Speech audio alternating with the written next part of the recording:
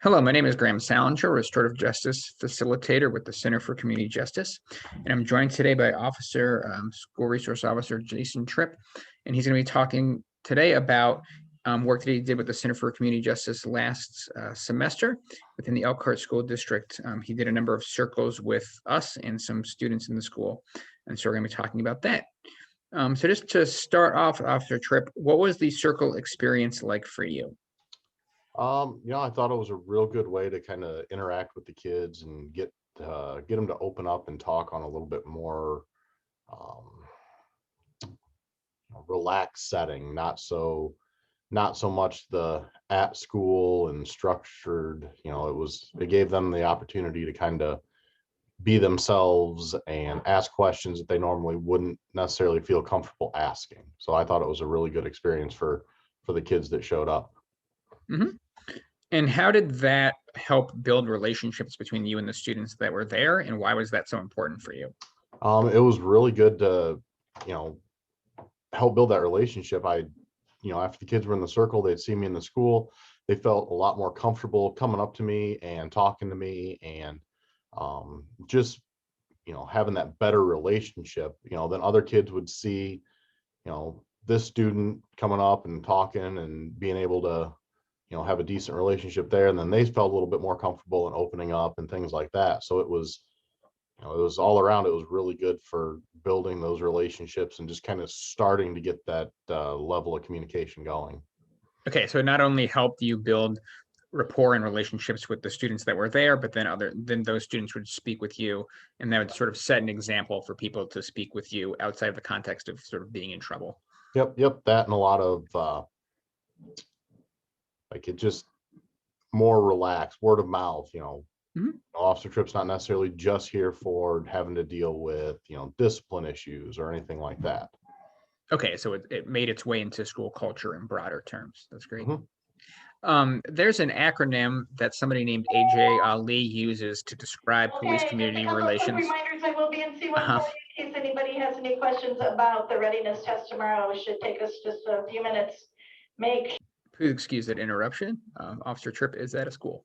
So as I was saying, I use this acronym comes from A.J. Ali. He wrote a book about police community relations, and he also has a movie called Love is the Answer. It's a documentary about police and community relations.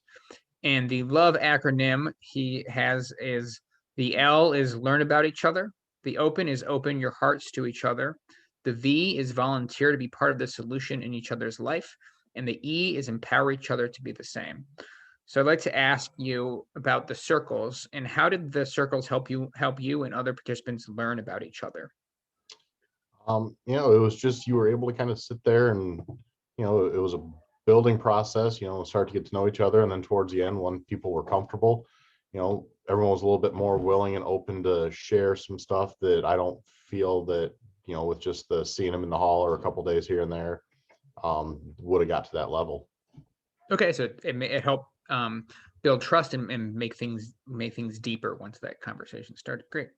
And open your hearts. How did it help everybody open their hearts to each other? Can you think of examples of that? I think it was just getting to see everybody's different perspective on things and different viewpoints, and why somebody might believe a certain way about something and kind of their thought process and background behind it, and it lets you see things from a different light.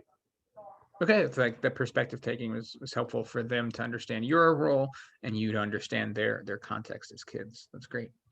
The volunteering to be part of the solutions in each other's lives. How did the circles help you think about ways that you as a police officer can volunteer to be serving in their community at school?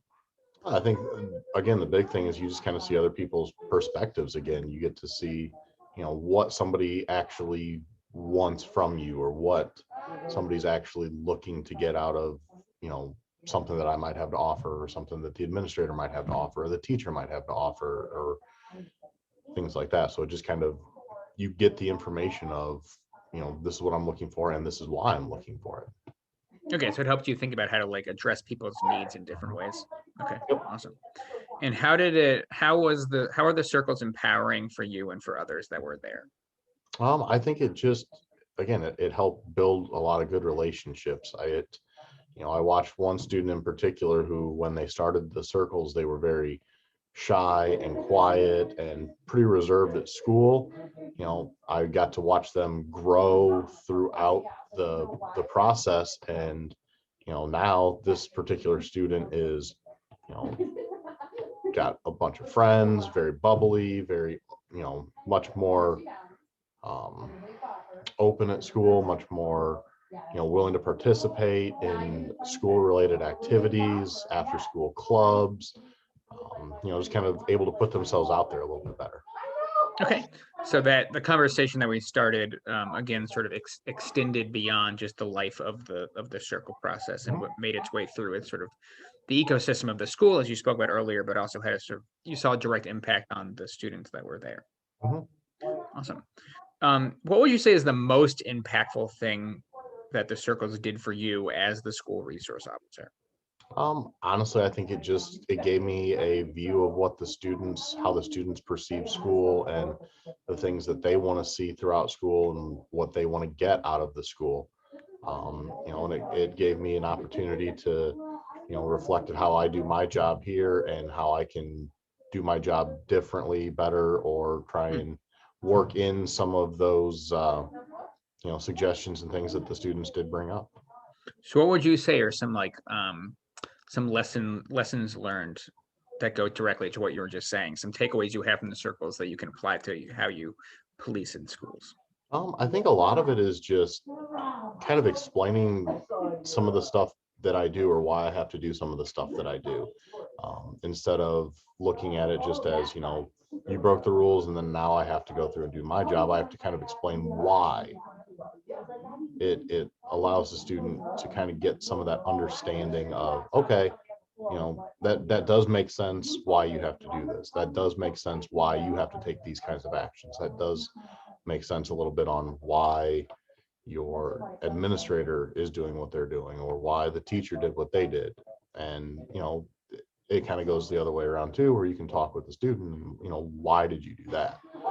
Mhm. Okay, so it helped both student and you not only learn each other's perspectives, but sort of learn about each other's behaviors in healthy ways. Yes.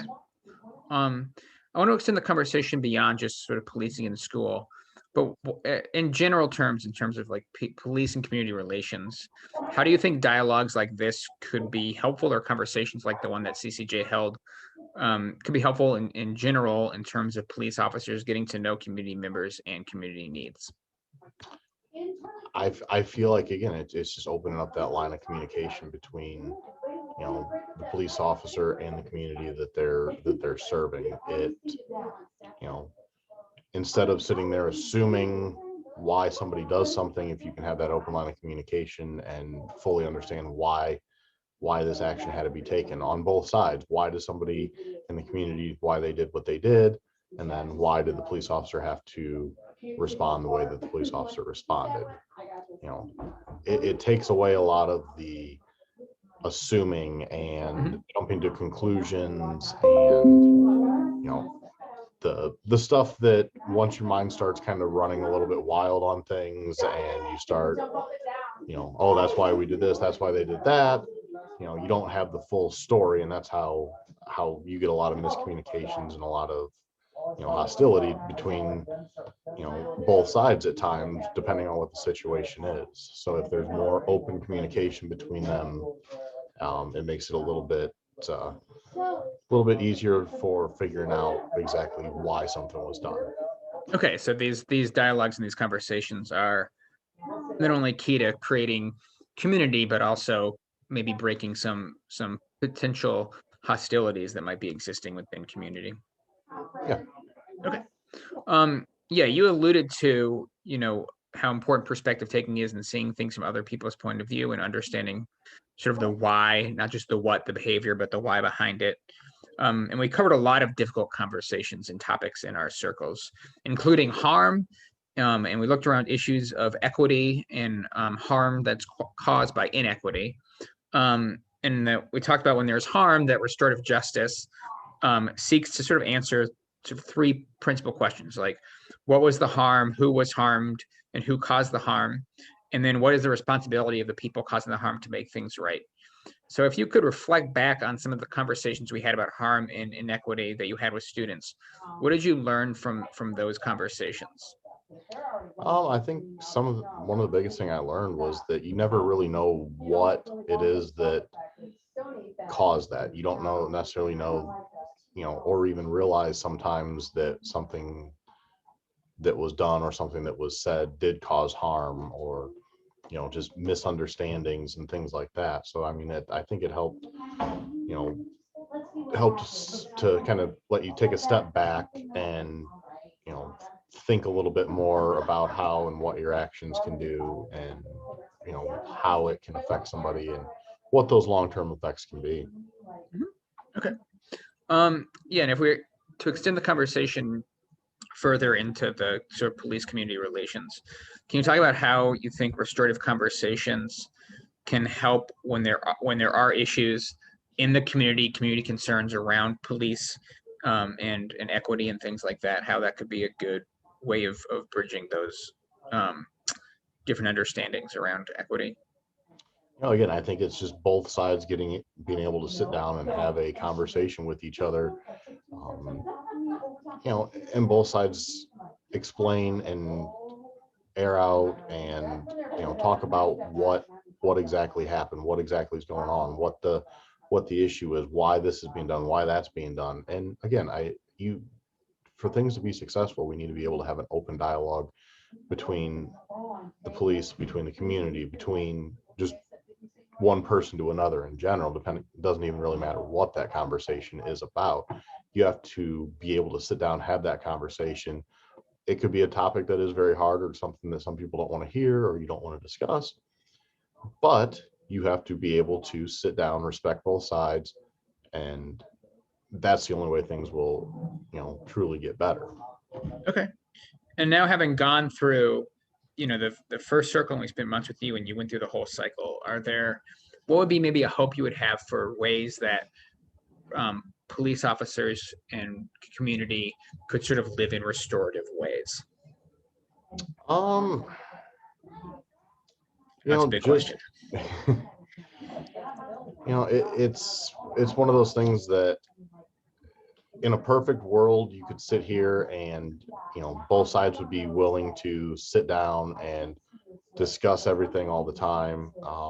Unfortunately, we don't live in a perfect world. There's time restraints, there's manpower restraints, there's willingness and unwillingness of whichever side to actually want to do that. But I think just going forward, that in those situations where both sides are willing to sit down, I think that just taking the time to do that and to talk with each other and kind of go forward and get to see both sides of it, I think that would be beneficial. And hopefully, again, I mean, if something like that does happen, again, word of mouth, it can go back to the community, can go back to the police department. Hey, this was a good experience. I had this conversation was good. I learned this about this side, the other side. Hey, I learned this about the other side, and we can come together, and it doesn't have to necessarily be, one side versus the other. Mm-hmm. Awesome. Yeah, like how you always bring it back to not one side versus the other, sort of the idea that restorative justice helps us live in community. Even we can maybe not fully understand other people's perspective and way of being in life, but like we still honor and respect and value the fact that that is where they're coming from. Is there anything else you'd like to share about either your experience or ways that you think restorative justice really work well with in terms of bringing police and community together? Honestly, like I said, I think it was a good opportunity to kind of get to know the students and some of the staff members that would join on a more informal level, on a more, sitting down and just having a conversation, and taking away titles and things like that. All right. Thank you for your time. Yep, anytime. All right.